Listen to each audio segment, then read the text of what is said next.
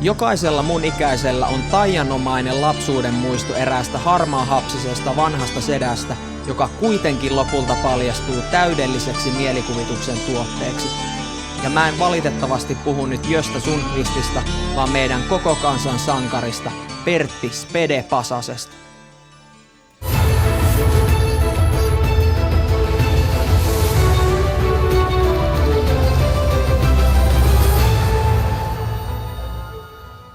Elin koko lapsuuteni naivisti siinä uskossa, että voisi oikeasti olla olemassa luonteeltaan Pertin kaltainen hassu setä, joka jaksaa vuodesta toiseen valaa lämpöä ja rakkautta katsojiensa sydämiin, kunnes tämä kaikki paljastui suureksi valheeksi. Tämän asian tajuaminen oli mulle henkilökohtaisesti todella traumaattinen kokemus, joten yritän sanoa tämän niin hellästi kuin pystyn. On mahdollista, että Pertti Spede Pasanen on jossain vaiheessa elämäänsä kokenut kannabiksen piikittämisen tuhoisat seuraukset. Valtaosa meistä tietää, että jo yksittäinen annos muuttaa aivokemiaa peruuttamattomasti. Tämä selittäisi helposti sen, miten 140-vuotias mies voi olla Flash Gordoniakin nopeampi reaktiopelissä. Voiko kukaan itselleen täysin rehellinen kieltää näin kiistattoman yhdennäköisyyden ihmisiin, jotka ovat toistuvasti yhdistetty holtittomaan päihteiden käyttöön?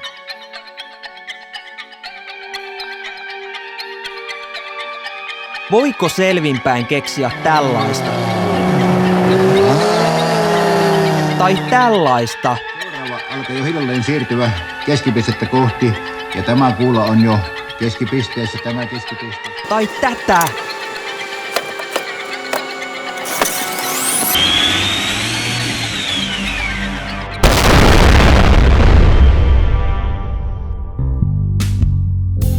Speden käytös on kuin suoraan oppikirjasta otettu esimerkki marihuana-addiktin toiminnasta. Okei, näytät 10 viivaa, niin mun pitää kyllä tulee 15 viivaa.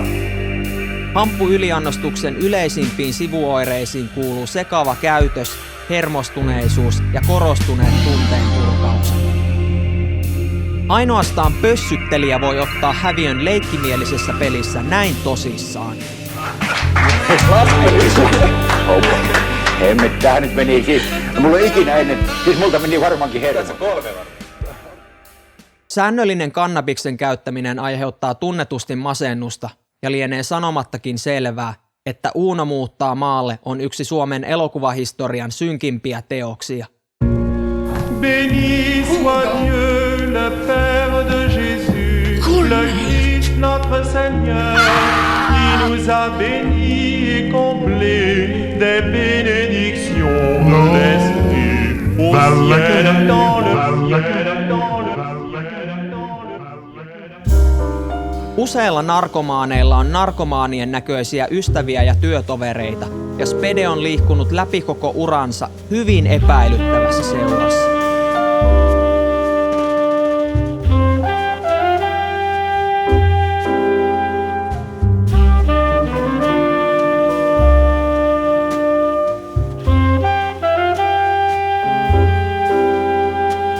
Kuka vittu täysjärkinen suostus ikinä panemaan Riitta Väisästä selvinpäin?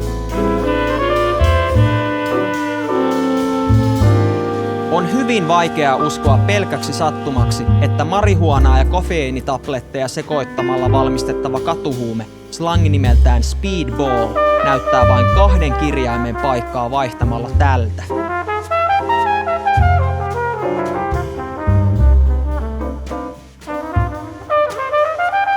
Voiko olla yhteensattumaa, että Pertti Pasanen syntyi tasan kello 4.20 20. päivä huhtikuuta ja hänen tunnetulla rikostoverillaan on matematiikkaa käsittelevä albumi 4+20 on yhtä kuin 24, joka sisältää kappaleen nimeltä Aivan kantsua. Kaikki oli aivan pilveä. Mulla ei ole oikeutta tehdä minkäänlaisia väitöksiä. Haluan vain kysyä kysymyksiä.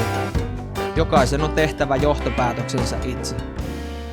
Lopuksi jätän teille nähtäväksi nämä surulliset arkistokuvat Speden elämän rankimmista vaiheista.